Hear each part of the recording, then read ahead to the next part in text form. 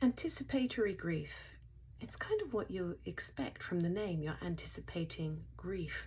But did you know this? That the moment whoever it is has a terminal diagnosis, that's when the anticipatory grief starts.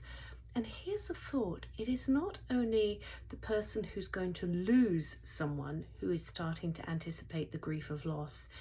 It is also the person who's dying. And I never really considered that until my mentor, David Kessler, suggested it. And I thought, wow, of course, the person who is dying, they're anticipating the loss of their life, of their loved ones too. So it's something for us to bear in mind as we are going through the anticipatory loss of somebody we love, is that they are also going through that anticipation. For them, it's of death, of course, but it's loss of their life, of their loved ones, of everything that they hold dear, as much as it is for us.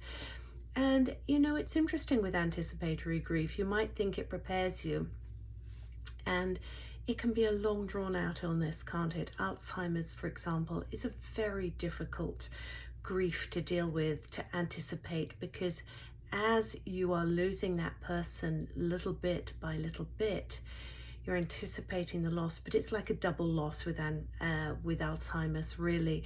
You're losing that person, the essence of that person, and then you have the grief of the physical death. But I really did not understand about anticipatory grief, and so when my husband died, I had had 6 years of anticipatory grief, and I thought it would prepare me. It didn't actually prepare me. And so we sometimes end up doing this comparison of, is it better to know? Is it better not to know? Can we prepare ourselves? And I think we don't know until we're in it, to be honest. I think that's the one thing I've learned about grief. It really is different for everyone. We can't really predict what will happen. But certainly in this anticipatory period, it does give you a bit of time for planning, doesn't it? And, you know, that's not callous or cold, but it's helpful if you can speak to that person and anticipate, you know, perhaps discuss the funeral. What are their wishes? I know someone whose mother completely planned her funeral and invited the people who she wanted to speak at it. Well, in a way, that's really beautiful because it takes that stress out of the family, but it also means that her send-off was as she wanted it. And I know that we did that, Brian and I did that, and yet it doesn't mean that when somebody's gone, you're not going to start grieving afterwards as well. So you have this anticipation of what's to come. You can start preparing, you can sort of get your mind around, well, this is probably what's going to happen. It doesn't mean that after death you don't grieve as well. So I think it's important to understand that as soon as there is this terminal diagnosis, that you start this anticipatory grief.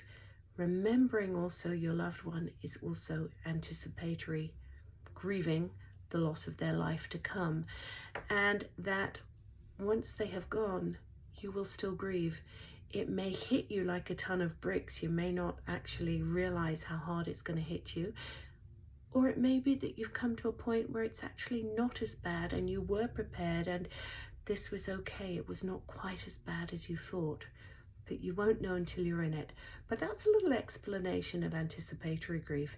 It's what is happening before the death, and I hope that's helpful.